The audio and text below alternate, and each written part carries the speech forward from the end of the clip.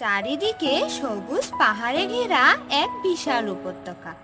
উপত্যকার মাঝখানে একটি স্বচ্ছ সরোবর, যার ধারে এক বিশাল বটগাছ দাঁড়িয়ে আছে। দূর থেকে একটি রাখাল বালক তার গরুর পাল চড়াচ্ছে এবং মুগ্ধ হয়ে বাঁশি বাজাচ্ছে।